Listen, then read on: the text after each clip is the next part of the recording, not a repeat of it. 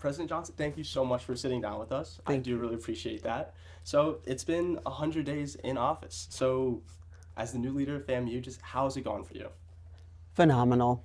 I've had an incredible 105 days.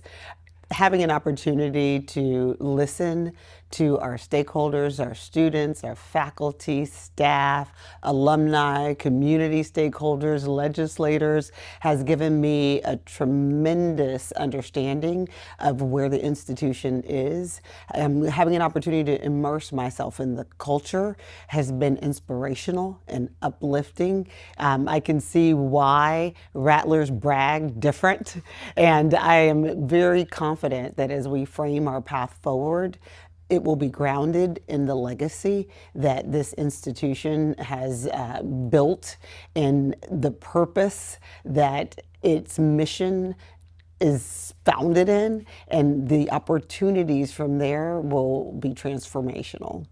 That's awesome. Well, now you said you've had a lot of things have happened in that 100 days. What's one thing that surprised you the most since you've taken leadership at FAMU? It isn't a surprise to me as much as it is inspirational and just awe inspiring. The level of exceptionalism in our students and in our alumni has just been astounding.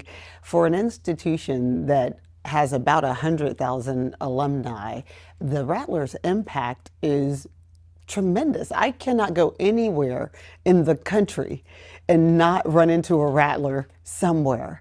There's not an organization, an enterprise, or an industry that you could imagine where there is not a phenomenal rattler somewhere in leadership.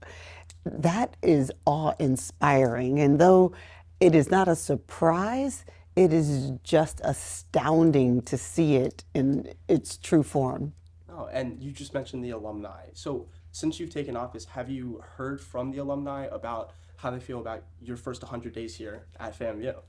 I have had an opportunity to hear from some alumni over the course of the 100 days. Of course, I'll be listening and continuing to listen well beyond the 100 days. The one thing that I have heard more than anything from our alumni is their concern for advancing the legacy and protecting the mission.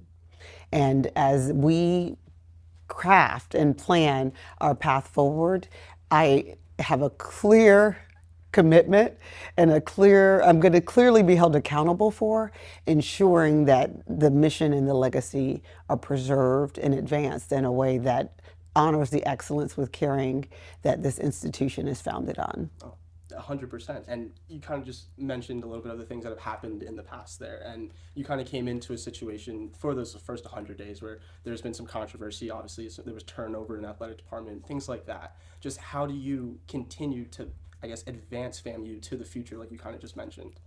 One of the ways that I get to continue to advance FAMU into the future is finding opportunity even in the turmoil. So, as we, for example, look at our athletics department and the challenges we've seen prior to my joining, but that we've tried to manage through after my start, we now have an opportunity where the former AD, Angela Suggs, is joining us, rejoining us in a new role where she'll be a special advisor to the president. So I get the benefit of her extremely deep understanding of our athletics programs, but more important to me, I get the insight of her deep understanding of the culture of the institution as in an advisory capacity for me, not just for athletics, but for the entire enterprise. And I'm excited that coupled with John Davis, who will be joining us as well, the two of them will be able to create phenomenal opportunities for our programs, our athletics programs, that I think will help sustain us well into the future. Love to hear that, especially as a former athlete. Always love to hear that.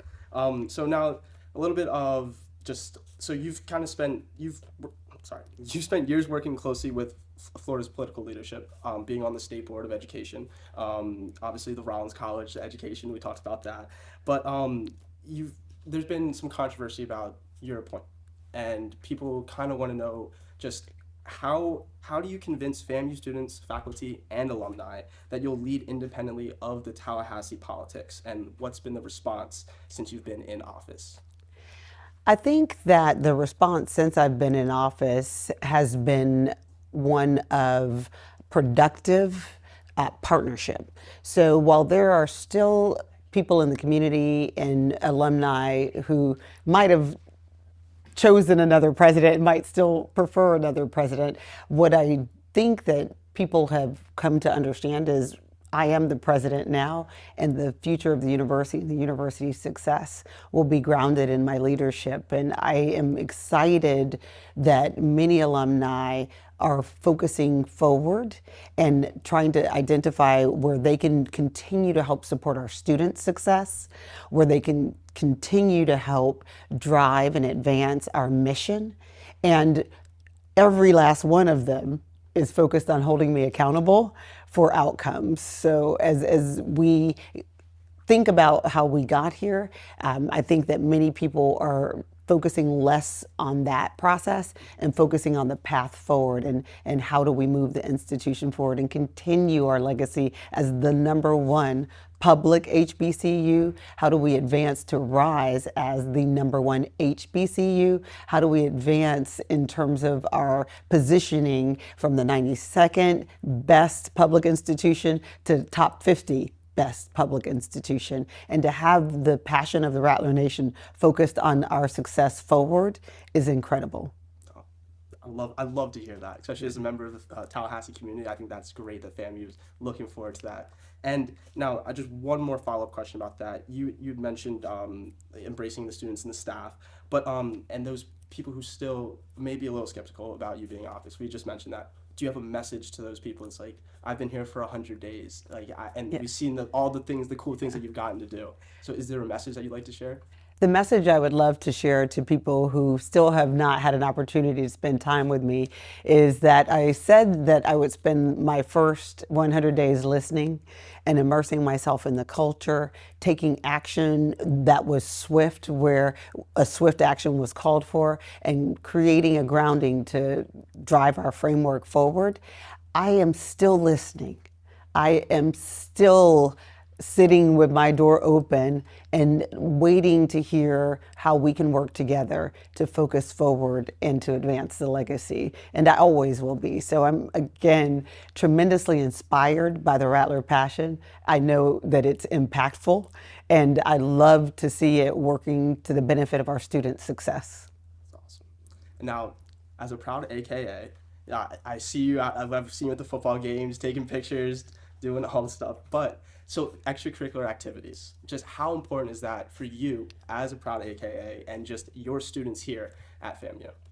I think that extracurricular opportunities are one of the benefits of being on campus. When you think about higher ed today and some of the things that are transforming higher ed, online learning is a true option for many families. And so having the experience of the sisterhood, of the sorority, of Alpha Kappa Alpha sorority was tremendous to me in my on-campus experience in undergrad. And I know that especially here at Florida Agricultural and Mechanical Universities, our Divine Nine and our Greek student life is enriching to all of our students and their experience on campus. Also, our Student Government Association. We have one of the most phenomenal opportunities to help students learn how to lead that you will ever see in any environment across the country. I would put our Student Government Affairs leaders up against any business leader early in their career. These students take that responsibility seriously. They exercise it with passion and conviction, and they approach it with an attitude of service and accountability that is unparalleled. So you bring up a great point about why it's so important for us to continue to invest in our campus life, because it is that experience that differentiates this campus from any other campus across the United States. It differentiates this experience from an online experience or a state college experience, and that is what sets us apart. And I think that's part of what's in the sauce that creates this passion that is unparalleled in the Rattler Nation. Yes, no, that's exactly that's sauce. That's It's what makes it FAMU.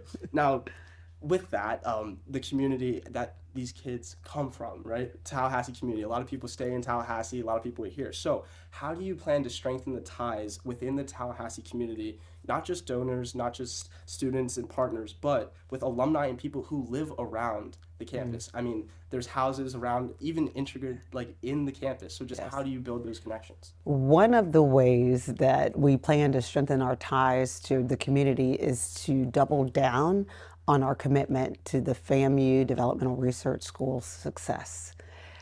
To see that school elevated to an A school is going to be one of the biggest accomplishments of this administration. And it's going to evidence our commitment to our community, and it's going to evidence FAMU's impact on the lives of those who live in our community, and it's going to reinforce the significance of how important our K through 12 programs are to the success of our higher education system. So creating a special committee on FAMU DRS is one of the things that we accomplished in the first 100 days, and we're going to continue to double down on it. We're going to continue to partner with some of our community partners like TMH to make sure that health services are adequate and exceptional for the community around us. And we're also going to be taking a look at our master plan to see how we can leverage our footprint to create economic growth for the community that surrounds our school. Love that. And now, if we were to sit down a year from now and we had this exact same interview, what do you hope I'd be asking you, and what successes would you want to be bragging about to me? Oh, I would love a year from now to have the opportunity to brag about the groundbreaking for our new Center for Athletic Excellence and Health and Human Performance. I would love to have the opportunity to brag to you about how we've grown our PhD student engagement so that we're creating a trajectory where by the year 2030, we will be producing more than 70 PhDs throughout the program offerings across our campus. I would love to brag to you about how our law school has not only exceeded the record number of students admitted in 2025, but has also extended the excellence in our bar passage rates to surpass FSU and UF. I'd also love the opportunity to brag about how we have gotten closer to the SUS goal of graduating 70% of our students in 4 years. That's awesome. And hopefully we get that opportunity. I really hope we do. I do as well. I do as And well. just one final thing. Take me back to day one when you officially walked into that office, just the growth that you've experienced for yourself over the course of now 105 days, but just seeing yourself from that day one to now. The thing that differentiates the Marva B. Johnson that walked into the office at the College of Law on August 1st from the Marva B. Johnson that sits in front of you right now, I would say is just a deep appreciation for the culture that created the passion that exists in the Rattler Nation. Having an opportunity to sit down with alumni in their homes, in their communities, at events, and to hear their stories, to hear the passion about what made them choose FAMU first, to see their vision for the institution forward, to hear about the transformational leadership of Dr. Humphreys from Humphreys era Rattlers, to hear about the transformational leadership of Sybil Mobley from Mobley era Rattlers, to have them pour into me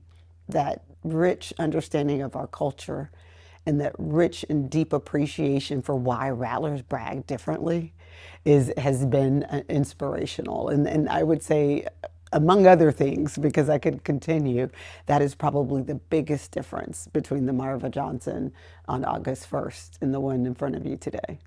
Well, that's awesome. Well, I really appreciate you taking the time, just having this conversation with us. It really means a lot. Thank you. I appreciate the time, and I appreciate everything you all do to help us tell our story. Of course, that's what we're here for.